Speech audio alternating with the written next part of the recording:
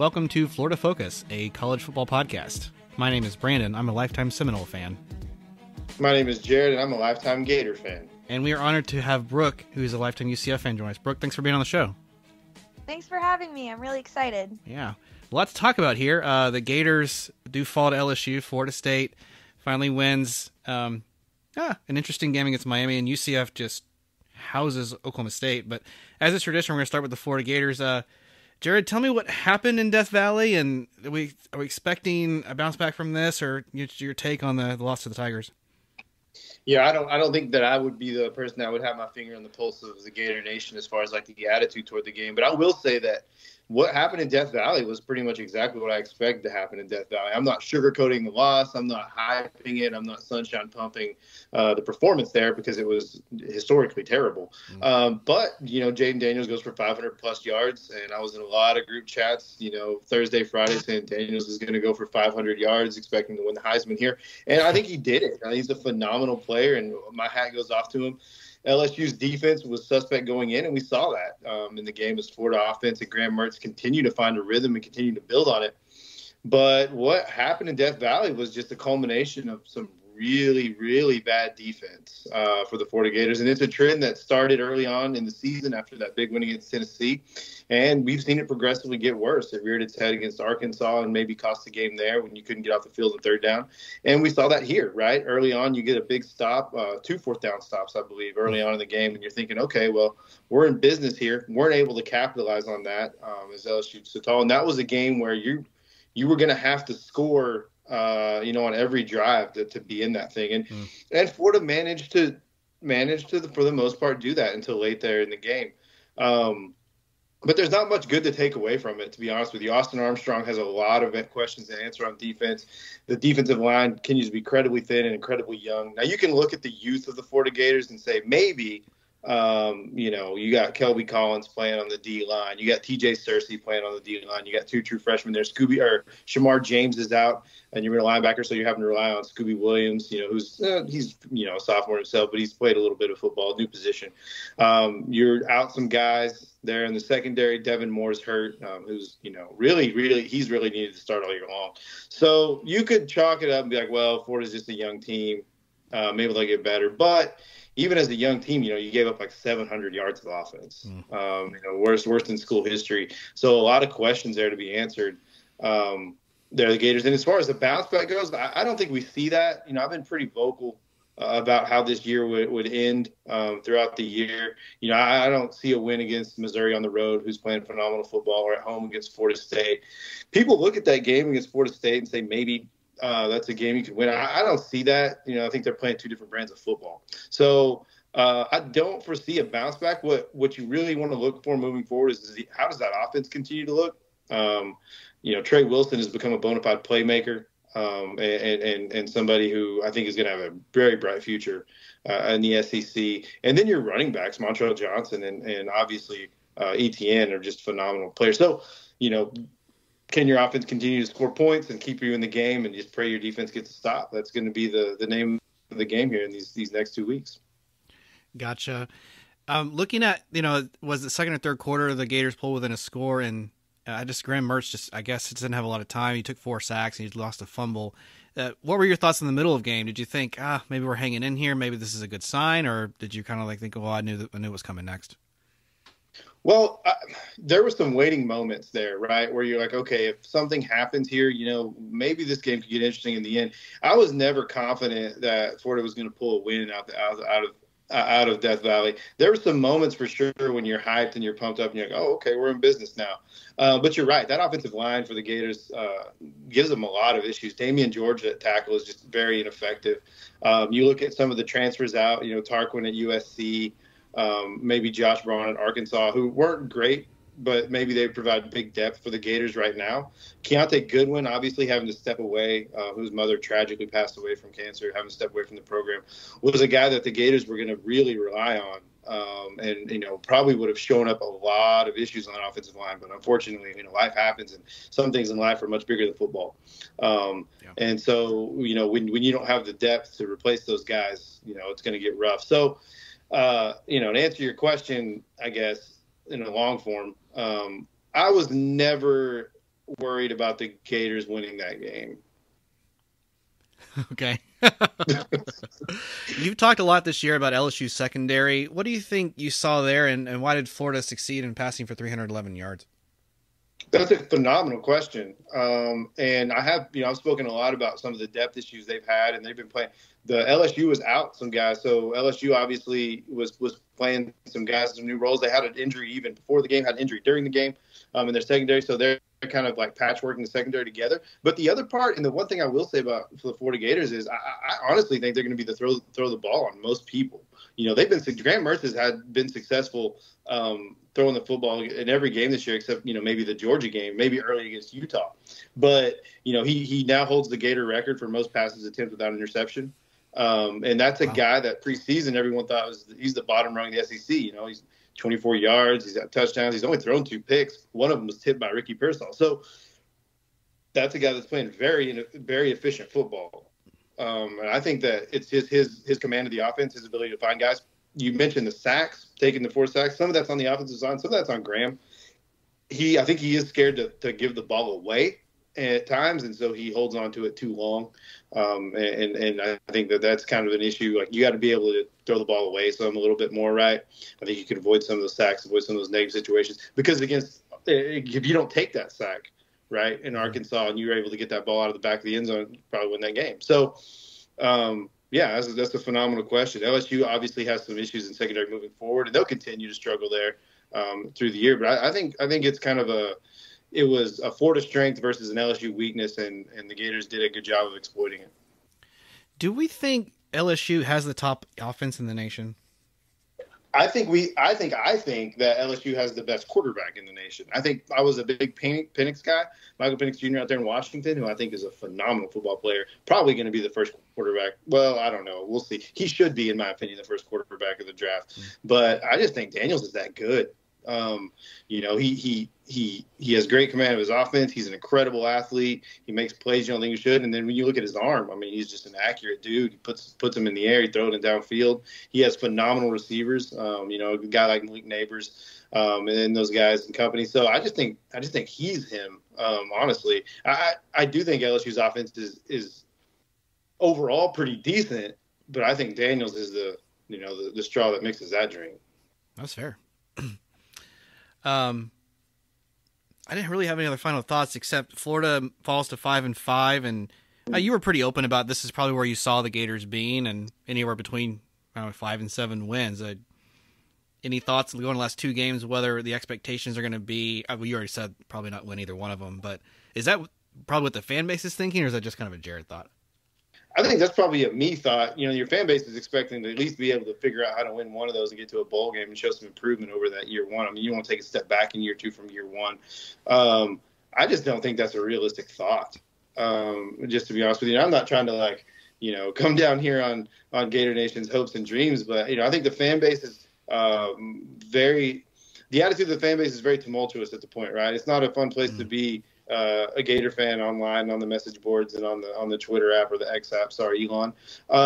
But it's not a fun place to be. There's a lot of negativity, a lot of just bad feelings going around. And the Gator Nation is a very vocal place. It's not for the faint of heart. So you better be willing to kind of take that in stride. So I think the noise is very loud for Billy Napier here in year 2. I don't think he's going anywhere. I think he's locked in for 2 more years no matter what happens in these last 2 games. And I think Gator fans really don't want to hear that. But that's just my opinion. I don't know where I fall on it, to be honest with you, Brandon. I think I can see enough of the external factors that have caused a lot of the issues this year to say I'm interested in seeing what happens next year. I'm not outright as hey, let's move on already. But, those conversations are going to be had, and even louder. Next year's schedule, as everyone knows, is brutal. Yeah. If you can't find 6 wins on this year's schedule, I don't know how you're going to find them on next year's, just to be completely honest. Unless you hit some home runs in the portal, which in the world of college football, very possible. Indeed. Well, thanks for the recap there. I didn't have any other follow-up questions. I did, since we have Brooke on the show today, want to transition to another team that's 5-5 on the year, and that'd be the UCF Knights. Brooke, you were at this game. You've seen the Knights suffer through a 5-game lose streak, and then they came out swinging against the Cowboys. Tell me what you saw from the game, weather-wise, and from the players. Yeah, so as a Knight fan my entire life, I'm just so excited to be in the Big 12. I'm so excited to see the team progress to where it is now. I mean, I grew up going to games where there were 10 people in the stands, and we were playing Marshall. So, it's definitely a bigger change, and we're really enjoying it.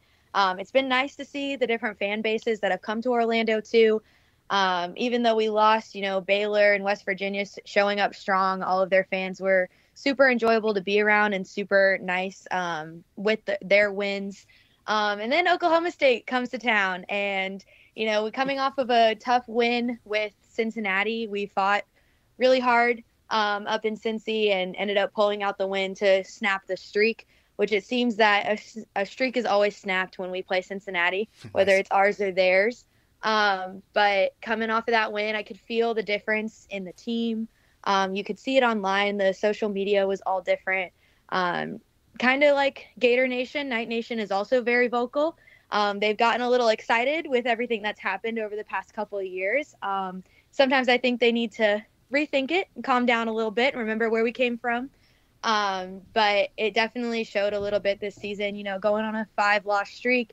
It was tough. And it did hurt the players a little bit, but when they were able to get that win in Cincinnati, I think it just snapped them back. And then coming home, first game at home, really our first real Big 12 game, I would say.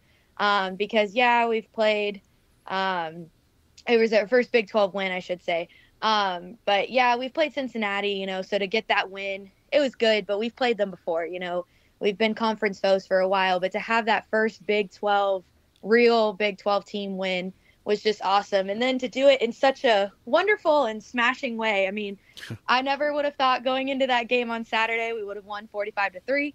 I didn't even know if we were going to score 45 points. So to do that was just awesome. The game atmosphere was insane. It was a sold out crowd. You could feel the vibes in the air just walking into the stadium. Everyone was ready for a win. It was our space game, so everyone was excited because the space game, comes new uniforms, new music in the stadium. We also just got new LED lights in the stadium, so it was amazing to see just the changes that happened. And then we were all a little worried, Oklahoma State's coming in at number 15. They just beat Oklahoma. Even though we had a close game with Oklahoma too, you never know. And with our 5-5 season that we have now, I would have not expected us to go 45-3. But then it happened. I mean, we were competing against a Heisman candidate running back who we held to, I believe, about 25 yards. And crazy. To hold him to 25 yards was insane, especially because our rush defense hasn't been the best over the season. So that was very interesting to see. That was one of my biggest worries going into the game was the rush defense. But they shut Ollie Gordon down, and that was really awesome. I was also worried too because during the game it started pouring, as it does in the state of Florida, but it was pouring down rain, which typically when it starts to rain, teams will start to run the ball even more. So I was like, okay, their passing isn't working. Maybe they're going to start running the ball more. And they did. But what happened is every time Oklahoma State would get a drive started, something would happen, whether it was an interception or a fumble or a major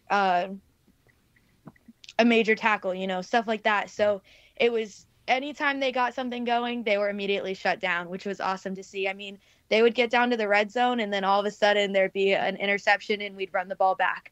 Our running back, RJ Harvey, I got the pleasure of watching him in high school because I was at his rival high school at the time. And so to see him in his years at UCF grow and really shine, I believe that if our wins were a little different this year, we had a few more wins on the table, I think that he would be considered, could be considered a Heisman candidate just by his stats, or at least close, because he has very similar statistics to Ollie Gordon going into this game as well. So I think if we had a few more wins, he'd be more respected, and I think he does deserve more of that respect to his name. In this game, he ran for about 200 yards, and one of those was a 92-yard touchdown.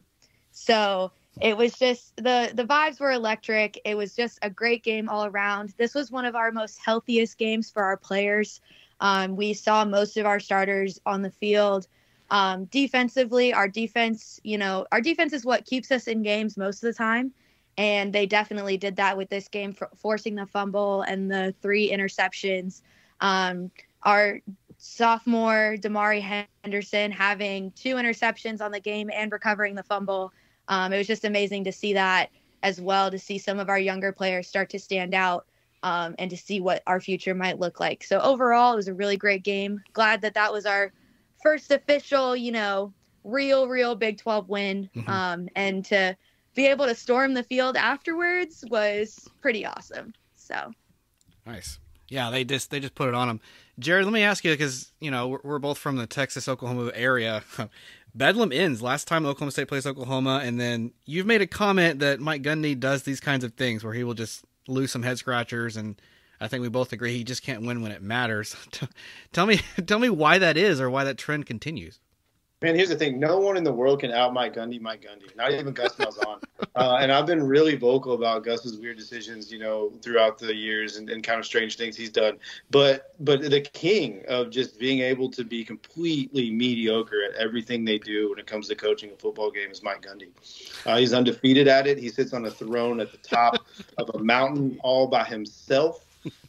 He's just a guy that will have these weird surprise wins, these weird surprise stretches, and then he reminds you that, like, oh wait, I'm not that great at what I do. I just beat up on a lot of bad teams. But if you're UCF, man, hats off. Brooke mentioned the run game, phenomenal job at just really kind of bottling up Oklahoma State. I won't expand on anything Brooke said. She said it perfectly. But Mike Gundy was just classic Mike Gundy there, and I was here for all of it. I don't know if you remember, Brandon, but I called the streak. I was just a week early, right? So I called the UCF win streak. I was just a week early with that West Virginia loss, but it should have been a win. Because here's the thing, man, if you're going to get on track in your season, which the Knights have done, in my opinion, but if you're going to get on track, the best thing to do is go play Emory Jones, go play against Emory Jones, the quarterback position, and then turn around and go play Mike Gundy. And those 2 things will remedy anyone's losing streak, I promise. But yeah, no, phenomenal job there by the Knights. Hats off. They played a heck of a game. It was fun to watch, even, just on the TV. So I can't imagine. I bet the atmosphere was crazy. I don't know much about the space game. In fact, I was going to ask Brooke about that, if she could kind of elaborate on that, because I really don't know much about that. Yeah, so our space game, this was the 7th year of it. And every year we pay tribute to our connection to space. I know most people don't know this, but our 50-yard line actually lines up directly with the launch pad at NASA. So if you ever get to see a launch from the stadium, which we have been blessed to do twice now, it's really, really cool because you can see the whole thing and it just lights up right behind the 50-yard line. But when UCF was originally founded, we were founded as Florida Technological University, which was basically created to create people to work at NASA and to work in those technological fields. So we've had a connection to NASA for a very long time. A lot of our alumni work at NASA as well. And every year we have our space game in football. We started doing it, I believe, like 2 or 3 years ago in all the other sports as well. So for baseball, we did Citronaut Saturdays, where every Saturday they threw it back to the Citronaut, which was our mascot when we were at FTU. And so our Citronaut he's a little orange, and then he's an astronaut. So he has the body of an orange and then an astronaut head.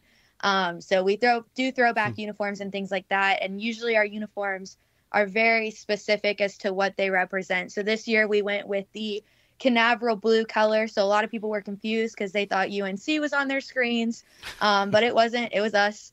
And we went with the Canaveral blue color. We did all of our promo shooting at Cape Canaveral on the beach, which I think goes into helping our recruiting too, because we literally are the school where people vacation, whether you're going to the beach or you're going to Disney or anything like that. Like it just helps.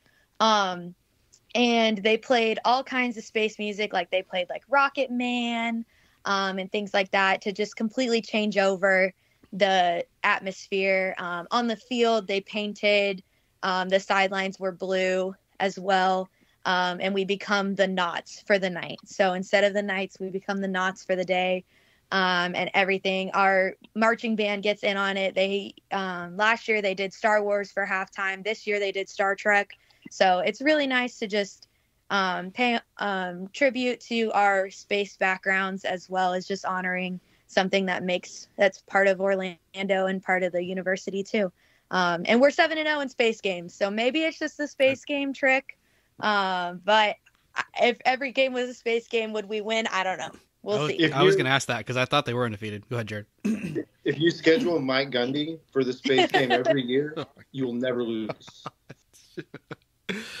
And I just a couple of quick thoughts on the game, and Brooke touched on this pretty well. The defense, they have a different strategy, in my opinion, of just let's attack, let's wreak havoc, and they were +3 in the turnovers against the Cowboys, and Morris Brash and the other guys in the secondary have really kind of come on, and there have been games where maybe their efforts have gotten lost, but Morris Brash has been one of the best defensive players in the conference this year, and it kind of gets faded away when you saw the 5-game lose streak with UCF, but it's still there, and they still have some talent on the other side of the ball.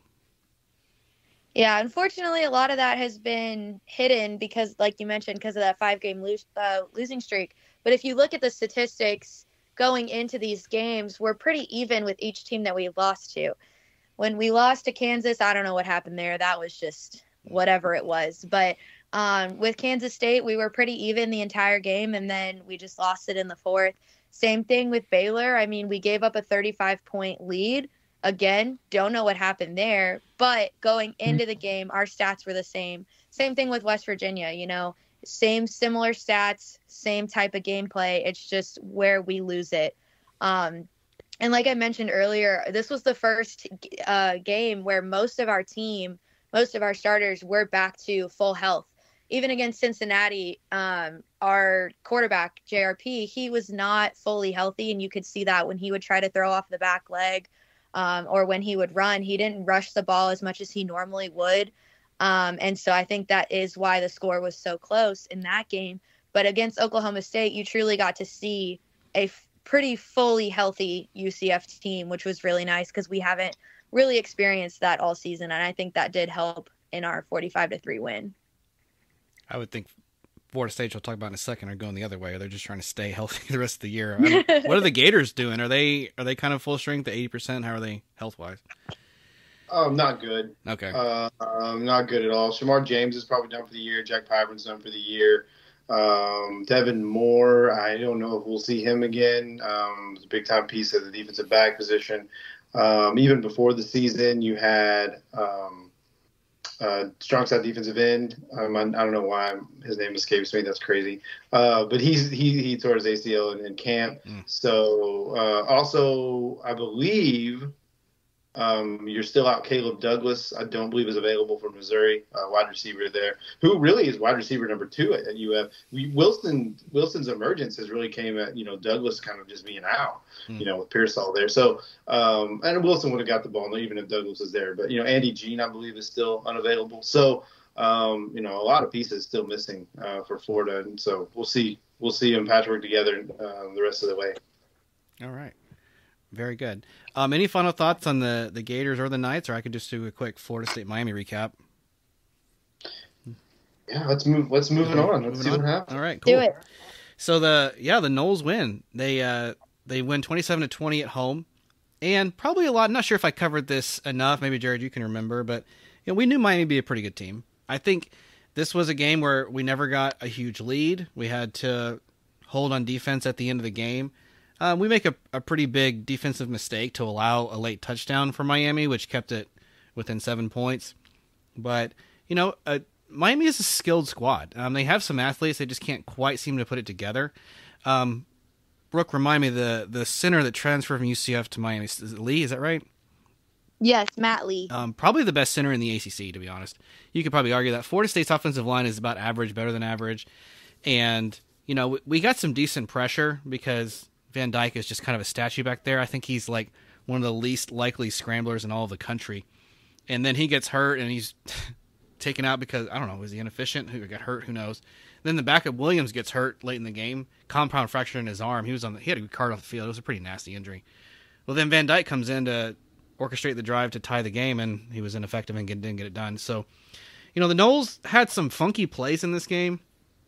I've watched the replay on the non-safety call where Travis drops out of the backfield and runs around out of pressure. I'm a Nole fan, so I'm just going to say whatever the refs say goes, but that was a safety. That would have made the game 10-9, and Miami gets the ball back and plus territory.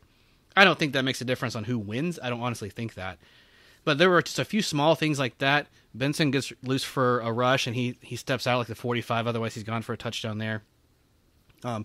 The last touchdown that Miami scored, the long, I think it was like 85-yard receiving touchdown, 2 defenders, like both of them either were going to light this guy up or they were going to intercept the ball, and somehow it goes right through both of them, and he's free and he's not covered down the field.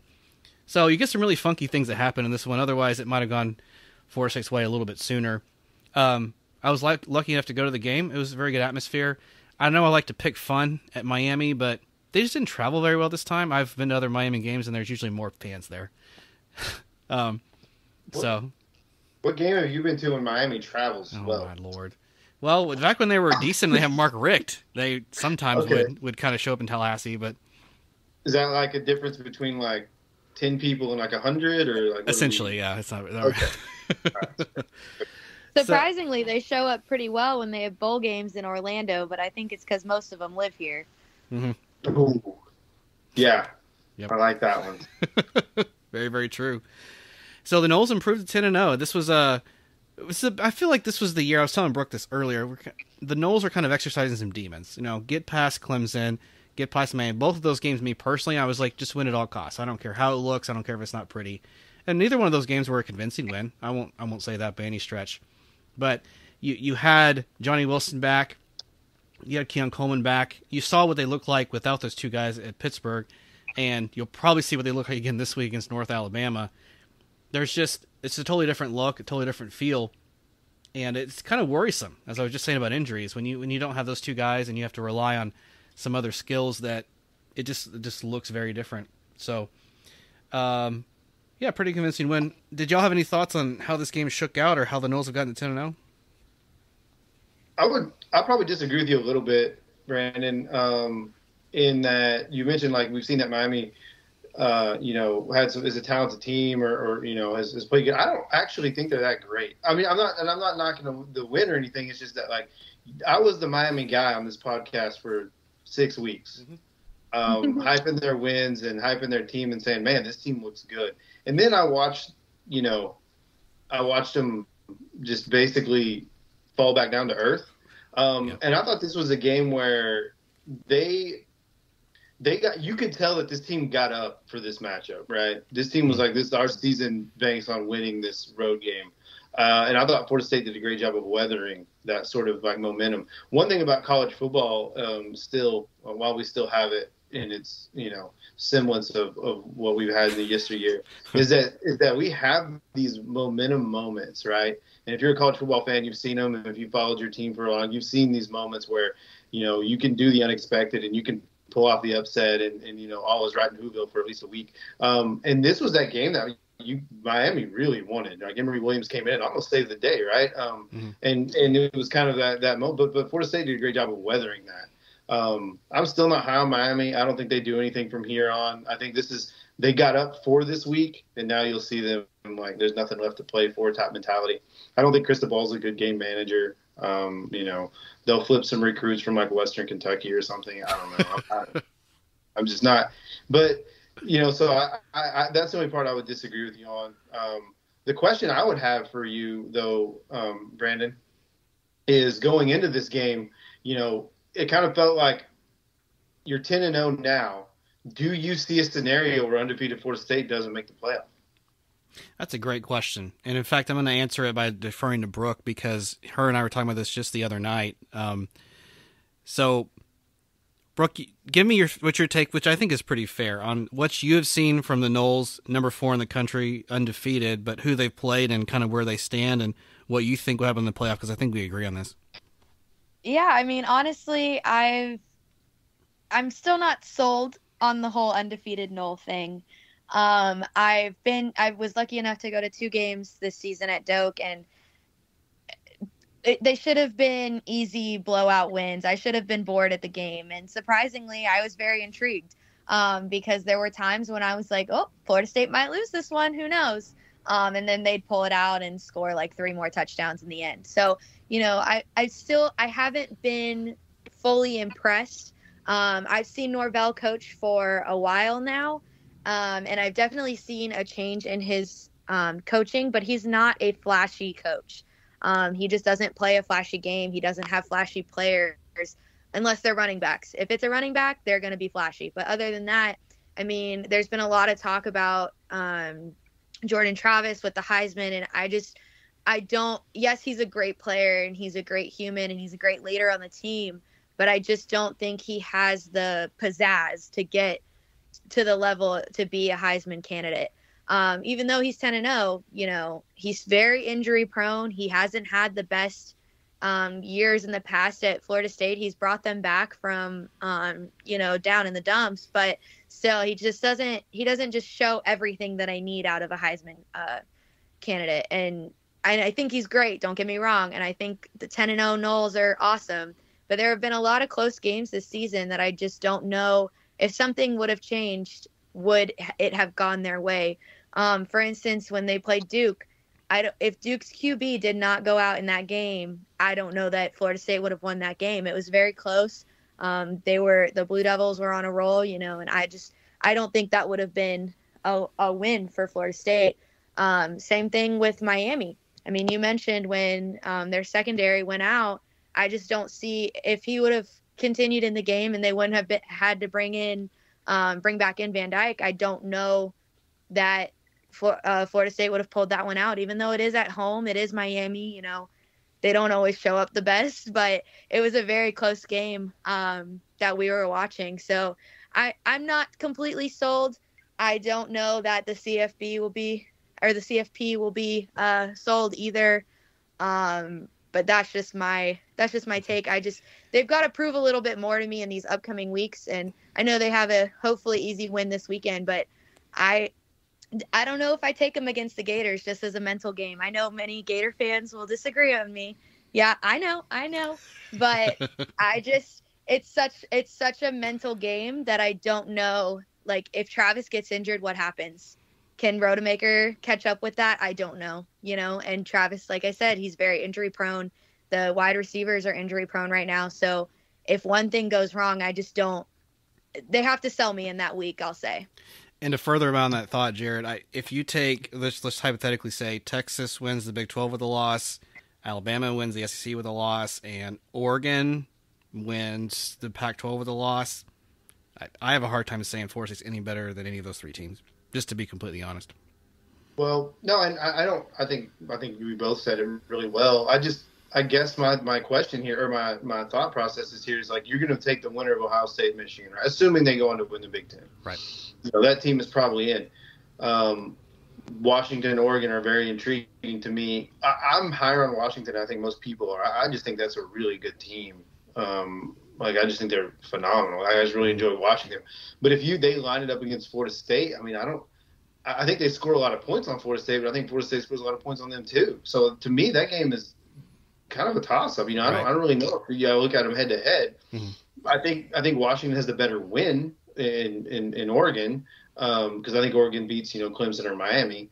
But then the other piece of that, of course, is Texas. But then that doesn't even factor in is like, do Alabama and Georgia both make it?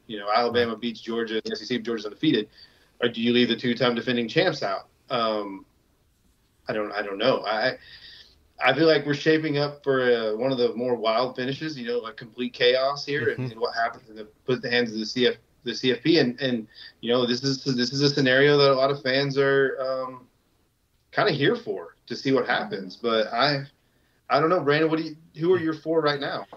Right now, that's a good question. Georgia, man. The struggle I'm having here, Jarad, is you can't. Well, maybe this is a question for both of you. You can't take Ohio State and Michigan, can you? Can you? I mean, how much do you value a conference championship is really the question there. Because one of them's going to finish 11-1. Are they better than the winner of the Pac-12? Who knows? Yeah, give me Georgia, because I think they still do win the SEC. I don't think you get the chaos there, just honestly. Yeah. Give me Oregon to leapfrog and beat Washington in the rematch. Give me Ohio State. I would put the Noles in there. I would. I guess you're going to have to really focus, and just your selling point when you pitch it to the committee is look at the LSU win. Duke did end up being quite a good win, but Clemson may come on strong, and they beat Notre Dame, so there's something there. This is assuming Florida State finishes undefeated, and I'm guessing they're going to play Louisville. We'll know this weekend for sure. You can kind of maybe point to beating the Gators in the Swamp if that ends up happening. That's not but that's really just hey, we beat 2 SEC teams. It's kind of the only thing there. I don't feel great about it, but that's what I'd pick. Brooke, where are you at? Who are you for right now?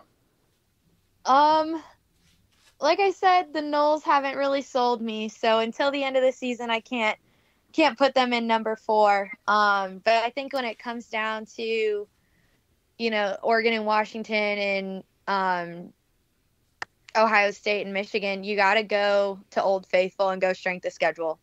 So I would put in, the higher strength of schedule because that's what they've been polling from in years past.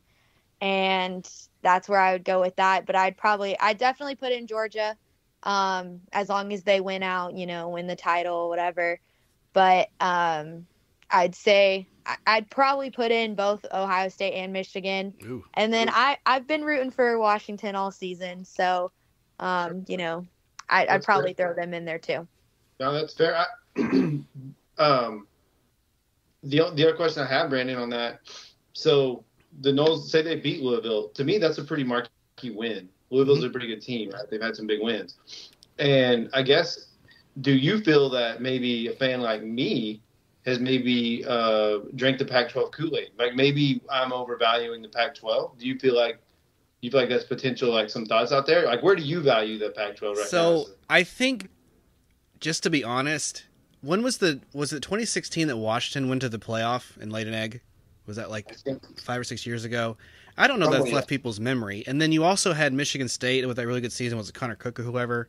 They go and lay an egg. So I think, as much as we love to separate politics and sports, the playoff committee has to make a business decision here. And I think they're very hesitant to put in a non-brand name team and school for fear of what's already happened. Like TCU went in, they beat Michigan, and they got humiliated by Georgia. Washington goes in and loses. Michigan State went in and lost. The ACC has a little bit of favor, but it hasn't been from Florida State's side. When we went to the playoff 8 years ago, whenever it was, we got embarrassed by Oregon. But Clemson was the one carrying the flag, right? And so I think because of that, Florida State has a better shot to get in. That's a great. Could we see a potential first round rematch of Oregon and Florida State? Somebody sent me that today, and I couldn't believe it. They said it is a very small possibility that the very first 4 playoff teams in 2014 could be the same 4 again this year. Do you remember who they were? I'm assuming, I'm just off the top. Well, Oklahoma was in the playoff then, I think. But I don't think the first year was 2014. That was 2014. So Oregon, Florida State, Alabama. Yep. And Ohio State. Ohio State, who won it all. Yeah, Urban Meyer, right? Yep. So, very interesting. Yeah, the 4 seed won the very first playoff. Everybody likes to forget that. So, very, very intense next 2 weeks to decide who actually goes there and see how that shakes out. It's going to be crazy. Everybody's going to be like, this is why we want 12. And I'm like, no, this is actually why you want 4. This is why you want 4? Yes. Yeah. This is exactly why you want 4. Mm-hmm. This is why you want to bring back the BCS. Oh, yes, please. 1 versus 2. Awesome. Okay, well, that recaps that last week. We're going to go ahead and look forward a little bit. Jarad, the Gators are going to play the Missouri Tigers. You mentioned earlier Missouri's just having a great season. What are your thoughts on how this game plays out? I'm going to keep this short and sweet here on this pre-cap. And, I think, obviously, I don't want to, I don't want to let Chris down on his week off here, but this is going to be a good game if you're a Florida fan. It's not going to be fun to watch. It's not going to be exciting. It's not going to be anything great. I think Florida might be able to play a little bit of ball control, keep the ball away from Mizzou a little bit, and, maybe keep it close for a half. I just think that Missouri, we've watched them play this whole year, right? I mean, that's a great team, and they're having a great season. Yeah. And they're loaded. They look good. They're dialed in. They're locked in. It should be a pretty big. My prediction ability has been terrible all the way through the season. Maybe like the worst season of on record predictions of all time. I doubt it. It's been real bad. But this is probably like a 30. It's probably like a 34-13 game. I think. I just don't see any way for the Gators to get this win on the road. This is how I see it. Okay. Any goals you hope that Florida accomplishes here other than keeping it close? And you got to remind me, is it in Gainesville or is it on the road? This is on the road, right? It's Columbia, Missouri. And I've actually been to a game there. We won the week before Will Greer got busted, and then Treon Harris had to take over, and that season turned into forgot about that. I was actually at the game, though, in Columbia, sitting on the 50-yard line with a bunch of cool Mizzou fans. It was a really fun experience. We won that game. Tabor maybe picks it off at the end of the game. So anyway, neither here nor there. That's not happening this year. So no, it's I think for me, I just want to continue to see the evolution of that offense. Can Graham Mertz continue to play efficient football? Can he continue to get the hands in the young and get the ball in the hands of playmakers like Ricky Pearsall and obviously Trey Wilson as he continues his bid? I would like to see Ricky hit 1,000 yards on the year. He's really close, so that would be kind of fun to see. And then obviously, can this offensive line figure out something with communication? You're going to have to continue to rely on him. He's going to continue to be a liability. So how can we scheme around that? We saw a little bit of it at LSU, kind of switching it up between the zone schemes and pulling guards and things like that. It was really, they did a lot more of that against Louisiana State. They should be able to do it here too. And then the other thing is the adventure of the defense that doesn't exist, where do you go for answers? What sort of things does Armstrong try and tweak? Just kind of figure out, maybe you revamp and just kind of start the youth movement even more, right? You just take everybody out and say, well, here's where we're at. We're just going to start getting these young guys more time. Because if they're going to score every time, you might as well let them score on, somebody else. So, that's really kind of all I'm looking forward to. Of course, I'm going to watch the game and be dialed in, right, supporting the team. Yep. But we'll see. Well, I just think that these last 2 weeks are going to be weeks that Gator fans are going to have to kind of just get through and see what happens here in the offseason. All right, very good.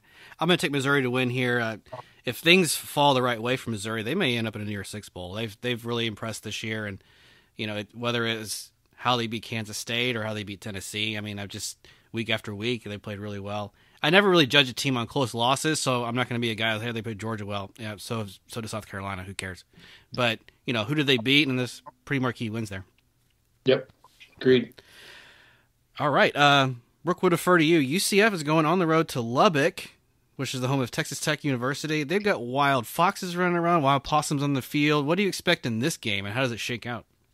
Well, I'm hoping nothing wild runs across the field except for RJ Harvey. Nice. Because if some animal runs, I think that's a loss for us because that's statistically what they've been doing.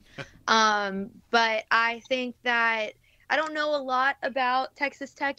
Getting to know all these new Big 12 opponents has been a little bit of an adjustment. You ask me anything about Memphis or Cincinnati, I got you. But all these new Texas people, because there's like 7 teams in Texas that we play, they're taking a little bit to get to know. So I'm very intrigued to see how this game goes. Texas Tech has had a very interesting season. They were kind of one of those teams that at the beginning of the season I wasn't too worried about because you don't really hear a lot about them. But then in the past couple of weeks, they started to shine. I mean, they had some very interesting wins that I didn't think were wins for them, and then here they are. So, I mean, we're both coming in at 5-5, so that's a good sign. But they did beat Kansas, who blew us out of the water. So there's always that. And but they did lose to Kansas State just like we did in a pretty close game as well. So I think we're a pretty evenly matched up team. I think we have a good shot. It does worry me a little bit that we are on the road, just because we seem to not play as well on the road like every other team. We don't have our hometown environment there. But I do think that if our team stays healthy like they did this past week, I think we have a pretty good chance. I think it's going to be a high-scoring game, as most Big 12 games are. I think it's going to be high-scoring on both sides this time, unlike last week. But I would say it's probably like a 42-35 game if both sides play like I think they will. And I always take UCF. I'll still always take UCF, especially when both teams are coming in 5-5.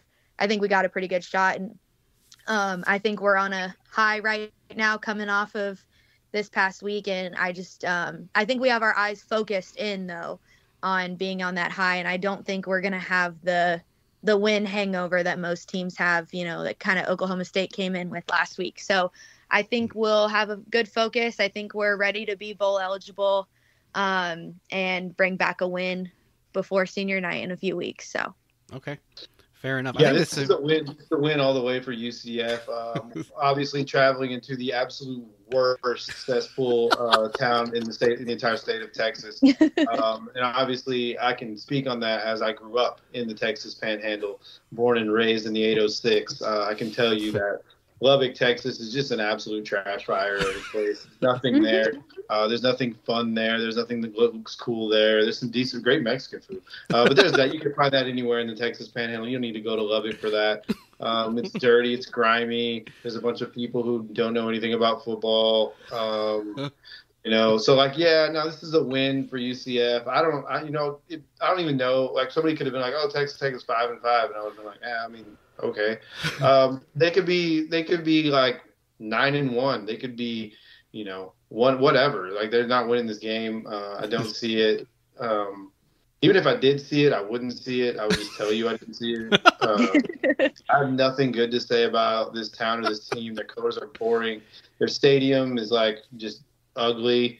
Their campus is giant for no reason because like no one's excited about it. And you mentioned like the home field environment, like. Okay, yeah, I mean, Texas Tech's playing at home. Cool, they're gonna throw tortillas at you. Like, nobody cares. Do that. It's not loud. It's not fun. There's no history. That's pretty much all I gotta say. I was gonna add on. You mentioned earlier, Mike Leach. When he took over the job there, you're like no coaching experience, just kind of just started winning, and that's we were talking about this before the show started for the fans listening, and I was like, yeah, that's really the only claim they have, right? There's the Cliff Kingsbury thing, and there's some other blips on the radar. But to this season, I mean, Texas Tech did lose to Wyoming, okay? And then they did win last week, but in a surprisingly low-scoring game, 16-13, I believe, was the final. You don't see that very often, so that's just kind of is that an anomaly? Will you see a low-scoring again? I think I agree with Brooke. I think that was just kind of a one-off. You just in the Big 12, you're not going to see performances like that on a regular basis. So I know they were pretty good at running the ball for a while, was Texas Tech, but I hadn't really watched enough of them to know kind of what their strengths and weaknesses are. But yeah, give me the Knights in this one. Yeah, I don't really spend a lot of time putting them on my television. But no, I mean, look, they, Mike Leach did have a great run there, and he made them likable. But they also hired Tommy Tuberville. Like, who does that? I forgot about that. Yeah. So I mean, come on. No, this is another win for the Knights. I like the Knights. I'm not going to predict. I don't want to do that to the Knights. I don't want to predict. You don't want me predicting. Don't put that curse on Ricky Bobby. I would never do it. But yeah, so yeah, I'm out on the prediction game. But yeah, Tech's ugly. Got it. Yep. I'm going to spend exactly about 30 seconds on Florida State, North Alabama. North Alabama Lions, I believe they're in Florence, Mississippi. They're a Division II team, but they're also like a 3-win Division II team. And so this is not going to be a competitive game at all. Florida State probably rests most of their starters. I don't think you want to rest like a Jordan Travis. This is his last game at Doak, so you want to get there. Jameis Winston's number 5 jersey is going to be retired this game, so that's another reason for the fans to get excited. But when this game is over in the second quarter, there's not going to be a whole lot of reason to hang around, and it's not going to be a sellout, and just get a lot of freshmen and some reps and get your starters healthy. The offensive line really needs a rest, so this would be a good chance for that. But this is probably like a 56-3 55-7, something like that, it's not going to be competitive. Yeah, your third string quarterback's going to finish this game, so I think it's going to be just get in, get out, get what you need to, and get some reps. Yep. Now, there is a tie. Oh, see, look at this. I'm giving him 2 minutes. This is way more than North Alabama deserves. Terry Bowden used to coach the North Alabama Lions. He coached there for about 3 years. So there's a Florida State connection to this school. There you go. Okay. That's all I got for you. Shout out Terry B. Yeah. Jeff Bowden was his offensive coordinator. We won't go off on that tangent. Of course he was. Good gracious. I'm going to put Brooke on the spot here a little bit because she's been a theme on this show for some time. So we're going to backtrack to UCF's homecoming. You were honored enough to be on the homecoming court. Tell us about the experience that week and what it was like to be on the field. Yeah, so it was such an honor to be on the homecoming court and to represent a university that I've loved for my entire life. For our listeners, I am a legacy student at UCF, so to be able to represent a university that really built me is my dream school. It was the only school I applied to, all of that, those stories that you hear, that was me. So to be able to honor the university in that way and to represent was really special to me. And I'm really grateful for the opportunity that I had. The week was crazy. It put me back in high school where I was at school from like 7 a.m. to midnight every day. Definitely learned that I don't have the stamina to do that anymore as a college student now, because that was a long week. But it was a really fun week. I got to engage with so many students on campus. And I've been an orientation leader at UCF for 2 years now. And so I've seen over 28,000 students come in and out or into the university. And I probably saw at least 2,000 of them over that week.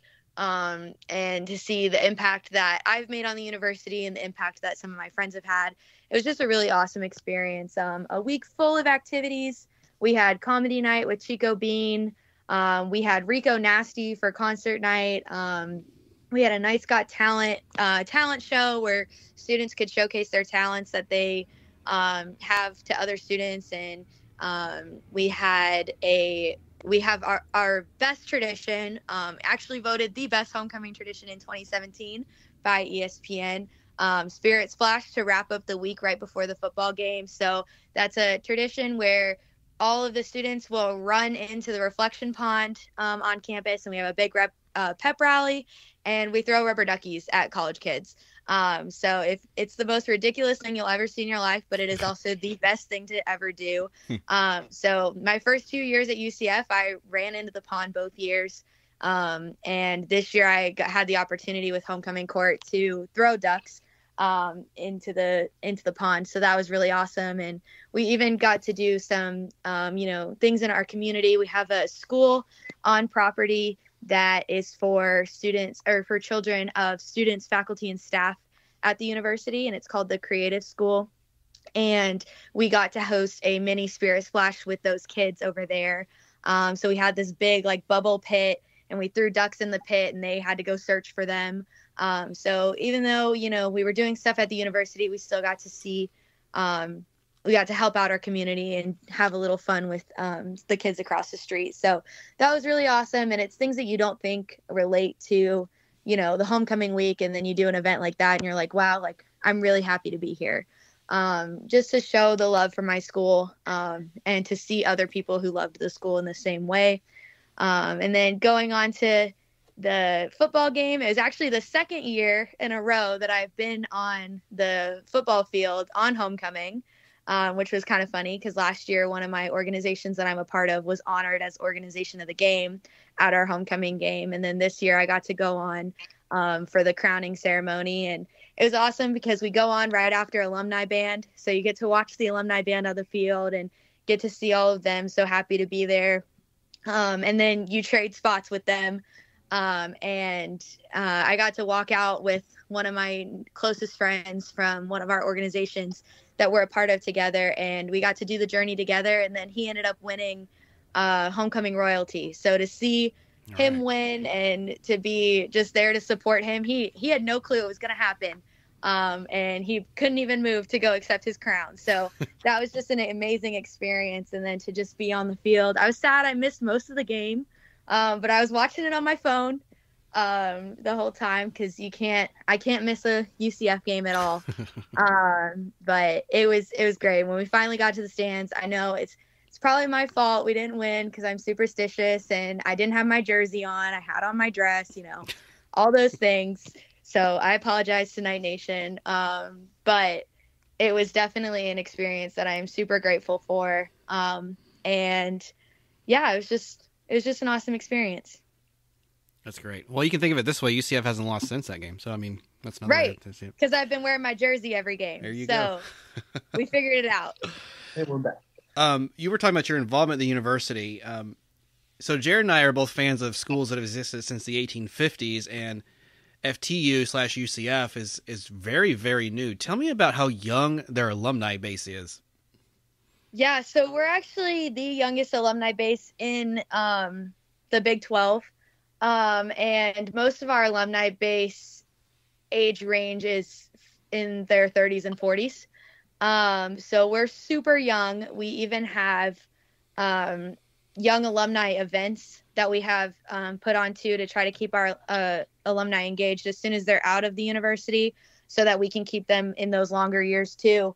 But yeah, like you mentioned, our university has only been open for 60 years, whereas there's other universities that were created in the 1800s. So we're very young. We're proud of where we are, and having such a young alumni base is how we can keep our fans engaged and keep our donor numbers up and things like that too. And it's also where I think some of the fan base has come in the past couple of years. You have people who graduated in 2013 and got to see Blake Bortles and the team go on and beat Baylor in the Fiesta Bowl. And you have people who graduated in 2017 who got to see Mackenzie Milton take the team to the Peach Bowl and things like that. So you have the people who understand the newfound love of football that the university has.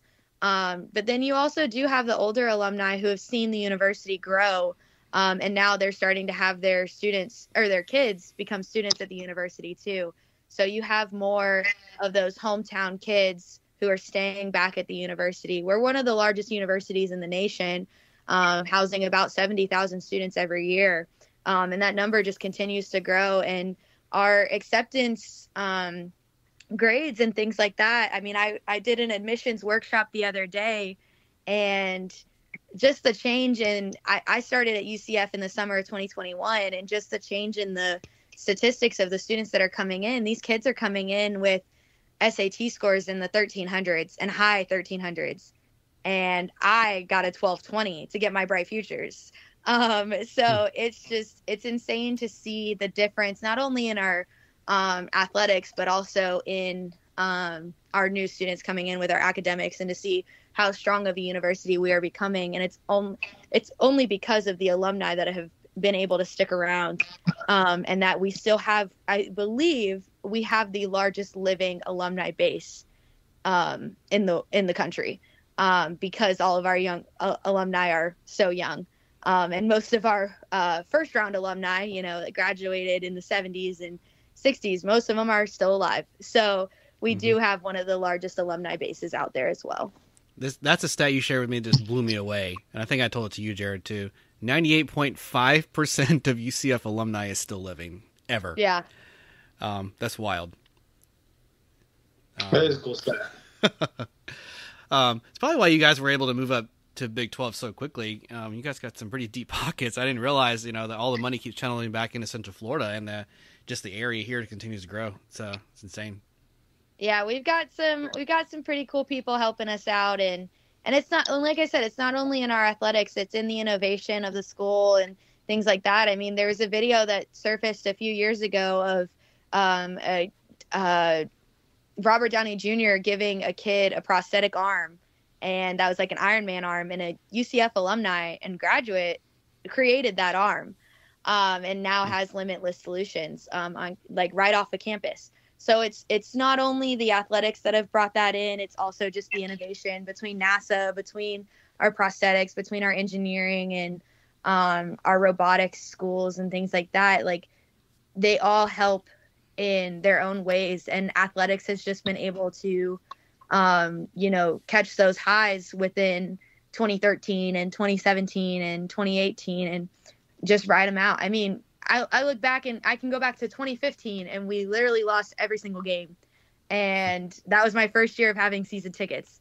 And then if you would have asked me in 2017 if we would have gone undefeated and I would have been in Atlanta at the Peach Bowl, I would have said, nope, there's no way. So it's just crazy to see that and to see the donors and what they're looking to do. I mean, the new projections for our athletic area, our athletic complex is just crazy. I mean, they've been trying to get a lazy river in there for a few years now. I believe one day it's going to happen. I just, 10 years from now, 20 years, who knows? But they keep telling us it's coming. So we'll see what happens. But I'm just excited to see the program grow because of our amazing donors that we have, whether they're alumni or honorary alumni as well, too. That's crazy. I hope they build some precautions to keep the Gators out of Lazy River because they'll find a way to get in there. Hey, they're all over Florida. We got signs put up, so yeah. Not our fault. That's crazy. Speaking of the success there in Central Florida, Jarad, I'm going to defer to you. Excuse me. We're creeping up on early signing day. What is it you're thinking happens over the next couple of weeks as far as the Knights, maybe the Canes, Knowles, and Gators? Going to be a wild finish here. You've seen the Gator class already take some hits. Some things were expected early on, but timing is never good. So Wardell Mack, of course, 4-star cornerback from Louisiana, flips to Texas. He was a guy that when he committed, everyone was like, yeah, it's kind of a strange commitment to commit to Florida, but Texas is the one to watch, obviously. He's going to flip that commitment to Texas. Nasir Johnson, 4-star defensive tackle from Alpharetta, Georgia. I think he's Alpharetta, Georgia. Freedom, Georgia. He flipped his commitment to Georgia. That one, I would say, that was definitely one to watch down the stretch. And then obviously Jamonte Waller, 4-star linebacker / DN, flips his commitment to Auburn. That one's the one that was most unexpected to me in regards to the Florida class. You still have a lot of things going on. Florida dropped from number 3 to number 5 overall in the recruiting rankings so far. So some more things to monitor. Signing day is going to be crazy here. The early signing day finish with NIL prevalent in the portal. You're going to see a lot of people make some last-minute pushes, quote-unquote, not backed by any sort of financial, offers at all, because we keep it all on board here in Sure. football. But, you're going to start seeing these final pushes from these schools as people miss on targets or, maybe somebody flips that you weren't expected. Maybe you all of a sudden have a free spot open that, you weren't expecting that NIL opportunity to be there, and now it's there. So definitely some pitches here down the stretch. As far as Florida State's in a great spot. Moving up to number 4 as the Gators have had those 3D commitments. They're still in contention for a lot of things. You hear the name Jeremiah Smith roll around, number 1 overall player in the country, wide receiver here from down in South Florida. People, he's visited Florida State, he's visited Florida, he's visited all over. Honestly, Brandon, I don't see this happening for any school. I know that there's a lot of buzz out there on social media and the online, but nobody plays the game better than this kid. And I've followed recruiting, I don't know, 2 decades, since I was in high school, since I was like a sophomore in high school. No one in the world ever has played the recruiting game better than Jeremiah Smith. And I just don't see Brian Hartline losing this commitment at this point. If he was going to flip, he would have already done it, in my opinion. Early signing day, he's moving down the stretch, and I think he's going to be there. He's still going to flirt. He's still going to do his things. He's still going to up that NIL, opportunities. But, I in my opinion, that's where he's going to be. Keon Coleman is another guy, or not Keon Coleman, sorry. Obviously, Keon Coleman's a phenomenal receiver. Yeah. Another phenomenal receiver from the state of Texas, however, he's a 5-star commitment there at Texas A&M. So with Jimbo Fisher being fired, there's going to be a few things to watch down the stretch here with Coleman. So, he's visited Florida. I think he might have another visit scheduled for the Florida State game. Could be wrong on that. I'll have to look into that. So he's going to be one to watch. That's maybe going to be kind of opening things up. In that A&M class with Jimbo Fisher moving on, there's going to be a few players in there that are kind of, you should be kind of people to monitor with who A&M hires. Okay. So, yeah, down the stretch, Miami just flipped a commitment, a defensive end. So, there's going to be moves to be made. So if you're there, if you're following it, I think UCF right now is number 1 class in the Big 12. That's kind of expected for me.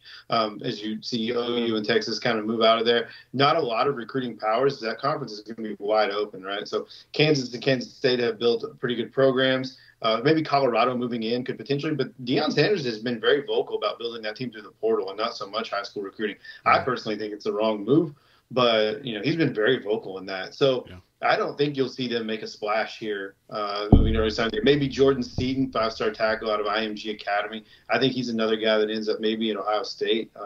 So obviously a lot to watch here down the stretch, but I think for the most part, you're going to see the Knowles finish the top 5 class. I think Miami's going to be outside looking in, maybe the top 15.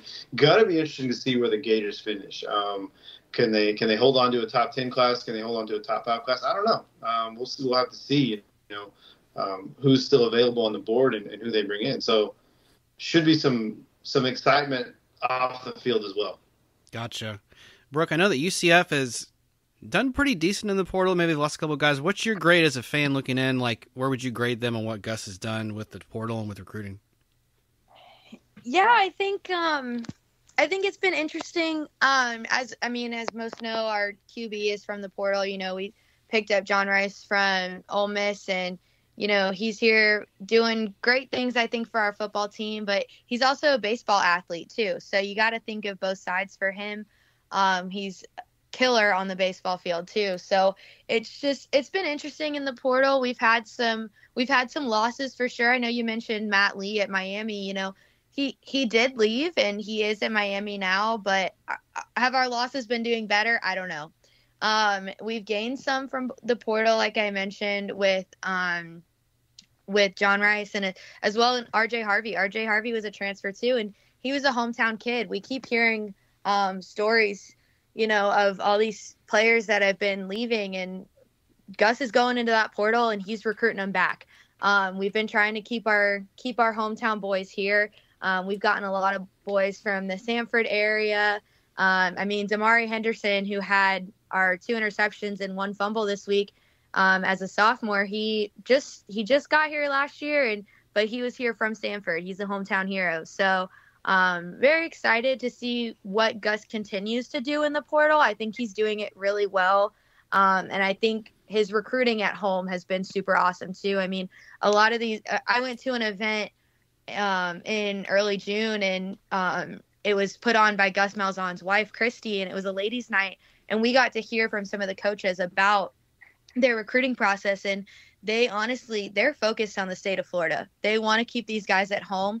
It's what makes the families happy. And when the families are happy, the guys are more likely to commit. So keeping in the state of Florida, I think, is a really good move for us. And then going in and pulling in the portal for some of those players that are more experienced at the higher level. I think he brought in JRP at a perfect time because, we needed someone who had the experience in a Power 5 team, and JRP had that. We didn't have being in a Power 5 compared to a group of 5. The mentality is just so different on the field. And so we needed that level of experience. Bringing in Javon Baker and Kobe Hudson, from Alabama and Auburn, those guys have just been able to teach our younger players how to have that mentality of a Power 5 team, how to play bigger on the field. I think our biggest change when it's come to the transfer portal has been pulling guys that are bigger in size. When we played BYU a few years ago in the Boca Raton Bowl, the only thing I could think of was, wow, these guys are massive. And our players looked like they were 2 feet tall. So we've known for a while that if we were going to compete at a higher level, we needed the size. And so I think that's where the transfer portal has come into play, is pulling in those bigger guys until our guys get beefed up enough and stuff like that. So I think he's done a pretty good job. I don't know if I'd give him like an A or a B, but I think he's done a great job with that, and I can't wait to see what he does in the future too. I think the NIL is going to be a crazy thing. We're already seeing it this season with players. I think that's part of the reason why, a big reason why Matt Lee went to Miami was because of the NIL deals that he had there, that he was able to get there. So I'm interested to see what happens there. As Jared mentioned, with Dion pulling from the transfer portal with Colorado, with adding Colorado to the Big 12 next year, I'm really interested to see how that goes. I still have my doubts in him, but we'll see what happens. I'm glad to host him at home next year. Yeah. But I think he's going to be a big threat in the portal for sure, as he's already been. So I think we just got to keep an eye out on the NIL, see what we can offer these guys. And yeah, I think they've done a good job, but I think there's room for improvement always. That's fair. I was kind of surprised to see your quarterbacks leave, and like Castellanos have, I wouldn't say immediate success at Boston College, but he gave Florida State all they could handle. And Mikey Keene, is that his name, out in Fresno State? I think they started off like a 7-8 game win streak. So, I mean, just back to what you were saying, Jared, and I'll let you further tell me about the recruiting a little more in depth of who's coming up, but it's crazy to think like traditional quarterbacks like Keene and Castellanos just won't fit into UCF, and that's why like Rice Plumlee's had success there. Yeah, and I think that you're going to see a trend here in the portal. You look at, you look at what even Jordan Travis, not to deter from your point, but what Jordan Travis is able to do in year 7, and that's not me knocking him. Mertz is in year 6, and you see that in college football, if you can go get a guy who can play for you 6-7 years, or then you're gonna have a really experienced quarterback coming back. And what you've seen in Travis, you've seen like the resurgence of Mertz. Look at Bo Nix at Oregon. Yeah. And so, with that being said, quarterback recruiting going forward to me is going to be interesting. And so, with Malzahn obviously clearing out that room, he has a certain guy that he's looking for. Whether I agree with him or not, it doesn't matter, right? So he has a certain system and he wants to run it, and he's going to run it. So, they're going to continue to look for those dual threats, and that's a really good place to look, is in the transfer portal, because you have people who have ran more dual threat systems, more quarterback run heavy systems. And it's much easier to go get a guy who maybe, is stuck in like a more pro style form, but is an athlete. So one of the things that if I'm Gus Malzahn, and he can have my number, we can talk about it if he wants to. But I don't know if you guys saw that Chip Kelly's been fired at UCLA, right? No, I didn't see that. Wow. So Chip Kelly's out. Chip Kelly's out at UCLA. UCLA has a phenomenal former 5-star quarterback sitting on their roster. And so he's very dual threat, right? And it's going to be very interesting to see what he does, because he actually committed to Oregon, flipped his commitment really close to signing day there. Moore, I think Dante Moore is his name, flipped his commitment to go to UCLA to play for Chip Kelly. Now that Chip Kelly's gone, that's going to be someone that's going to be very sought after in the portal, but he's going to have to run a very specific system, right? So still has a long ways to go as far as like being consistently able to count on throwing the ball, but a really good athlete there. So I think that's going to be a guy that's going to be interesting to see where he lands and who he lands with, because I think he's going to be looking for, this type of style of football that can cater to what he does best, which is, have a little bit of questionable accuracy here in his youth, but be able to run the football. And if we've seen anybody that, loves quarterbacks that maybe aren't very accurate but love to run the football, it's Gus Malzahn. So, man, that's a guy that I think he'll definitely get a call from the Knights, I would bet, as you continue to look for that.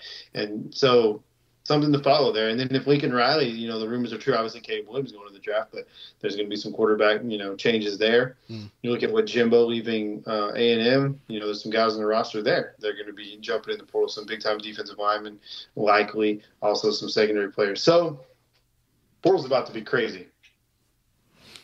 Wow. Amazing. Yeah, I mean, it's kind of crazy, because I feel like at UCF we've just kind of been playing catch-up every year.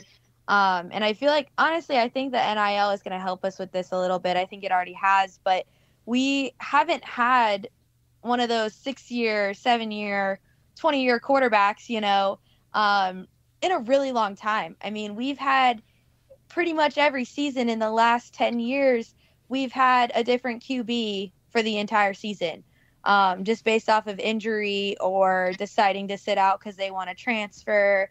Oh, wait, I'm sorry, he was injured. Yeah, right, Dylan. Yeah. And things like that. So I think we've been kind of playing catch up, and luckily the portal has helped us with that. But I feel like it'll be interesting once I think Gus can kind of get in there and maybe get his franchise college QB. I'd love to see someone that we could have really great for 3 years, for their full 3 years. So I'm really interested to see if that'll happen anytime soon. I mean, unfortunately, you know, I think we lose JRP this year. I think this is his last year of eligibility.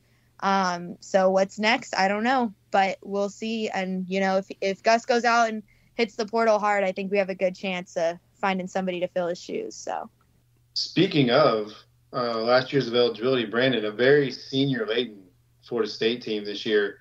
Where do the Noles turn to a quarterback next year?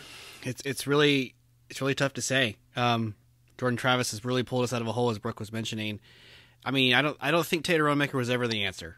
He has really surprised me the last 2 seasons in that I think the Louisville game in 2022, we would have lost without him. And yeah, Brooke called that. I remember we were talking about it after the game was over.